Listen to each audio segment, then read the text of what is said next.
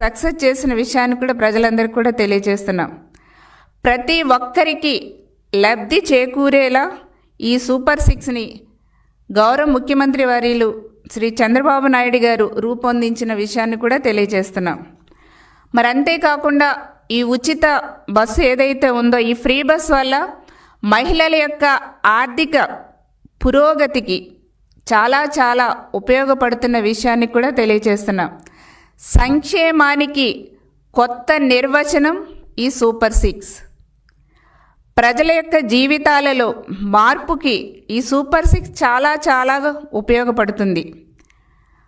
అభివృద్ధిని వేగవంతంగా చేయటంతో పాటు సంక్షేమాన్ని ప్రజలకు అందిస్తున్న విషయాన్ని కూడా తెలియజేస్తున్నాం. సూపర్ సిక్స్ పథకాలే కాకుండా ప్రజలకి భవిష్యత్ గ్యారంటీ, ఒక భరోసా ఈ సూపర్ సిక్స్ అనేది. అంతేకాకుండా ఈ రోజున కనుక మనం చూస్తే ఈ సూపర్ సిక్స్ని తీసుకుంటే మొట్టమొదటిగా తల్లికి వందనం. ఈ రోజున తల్లుల్ని ప్రతి ఒక్కరిని కూడా మనం ఎంతగానో గౌరవించుకుంటాం. మహిళ కుటుంబానికి చాలా ఒక భరోసా లాంటిది.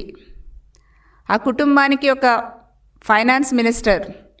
సో అట్లాంటి మహిళ చేసినటువంటి పొదుపు వల్ల కుటుంబం చాలా ఇబ్బందులు లేకుండా వెళ్తున్నటువంటి విషయం కూడా మనందరికి కూడా తెలుసు.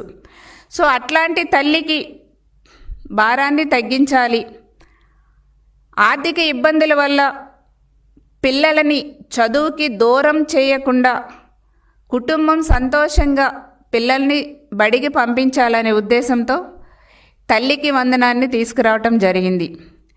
ఈ తల్లికి వందనం తీసుకొచ్చిన తర్వాత దాదాపుగా కూటమి ప్రభుత్వం వచ్చిన తర్వాత ఇచ్చిన హామీ ప్రకారం 67,27,000 మంది విద్యార్థులకి తల్లికి వందనం అందచేయటం జరిగింది. ఏటా 15,000 రూపాయల చొప్పున ఇవ్వటం జరుగుతుంది. అంతేకాకుండా దాదాపుగా 10,90,000 కోట్ల రూపాయలు అందజేసిన విషయాన్ని కూడా తెలియజేస్తున్నాం. దేశ చరిత్రలో ఏ రాష్ట్రంలో కూడా చేయని విధంగా చేయటం లేదు.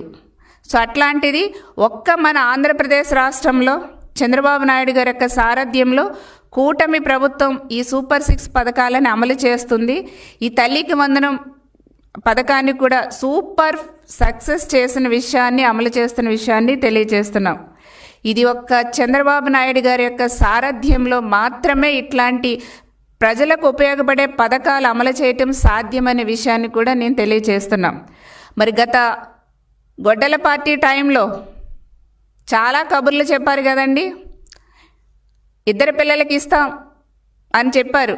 కానీ వాళ్ళు గవర్నమెంట్ వచ్చిన తర్వాత ఒక్కరికే పరిమితం చేశారు. అది కూడా సగం మందికి కూడా ఇవ్వలేదు. కానీ కూటమి ప్రభుత్వం వచ్చిన తర్వాత ఇంట్లో ఎంతమంది పిల్లలుంటే అంతమందికి కూడా తల్లికి వందనం ఇస్తామని చెప్పాం.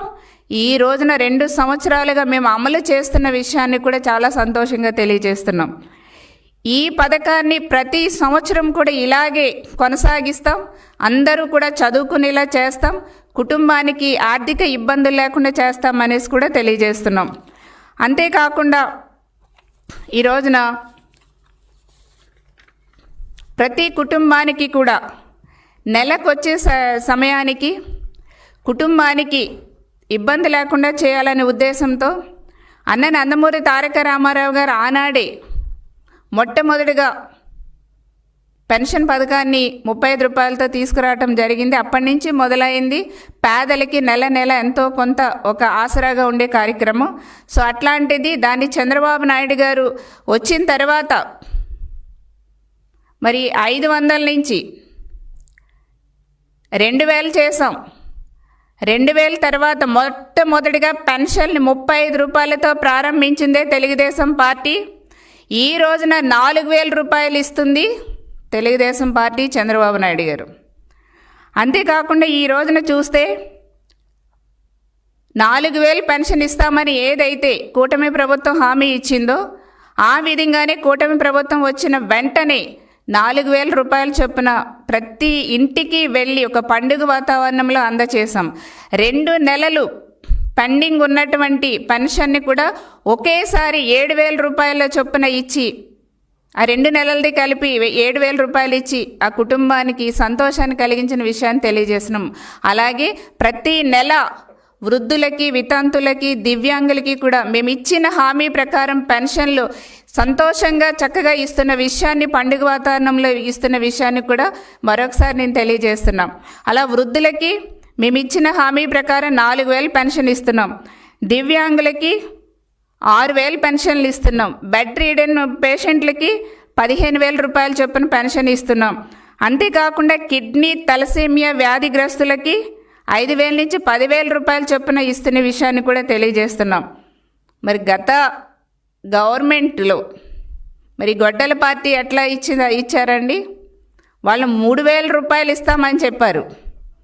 కానీ వాళ్ళు వచ్చిన తర్వాత 250, 250, 250, 250 పెంచుకుంటూ చచ్చి చెడి సంవత్సరానికి 1,000 రూపాయలు మాత్రమే పెంచారు వైసీపీ టైంలో. ఒకేసారి 3,000 రూపాయలు పెన్షన్ ఇవ్వలేదు. కానీ కూటమి ప్రభుత్వం ఇచ్చిన హామీ ప్రకారం మాట నిలబెట్టుకుని ఒకేసారి 4,000 రూపాయలు వృద్ధులకి పెన్షన్, వితంతులకి పెన్షన్ ఇస్తున్నాం. దివ్యాంగులకు 6,000 ఇస్తున్నాం. బెడ్ రీడెన్కి 15,000 రూపాయలు ఇస్తున్నాం. కిడ్నీ, తలసేమియా వ్యాధిగ్రస్తులకి 10,000 రూపాయలు ఇస్తున్నాం. 5,000 నుంచి 10,000 రూపాయలు ఇస్తున్నాం. ఈ విధంగా ప్రతి సంవత్సరం కూడా ఎప్పుడు ఈ పథకాలన్నీ కూడా అమలు చేస్తామనేసి కూడా మేము చాలా సంతోషంగా తెలియజేస్తున్నాం. ఇట్లా ఇన్ని వేల రూపాయలు పెన్షన్ ఇచ్చేది దేశంలో ఏ రాష్ట్రంలో కూడా ఇవ్వట్లేదండి. ఒక్క చంద్రబాబు నాయుడు గారి యొక్క సారథ్యంలో ఆంధ్రప్రదేశ్లో మాత్రమే పేదలకి సంక్షేమ పథకాలు, పెన్షన్ ఇవన్నీ కూడా ఇవ్వటం జరుగుతుందనేసి కూడా సంతోషంగా తెలియజేస్తున్నాం. అంతేకాకుండా నెక్స్ట్ ఈ రోజున దేశానికి వెన్నెముక రైతు.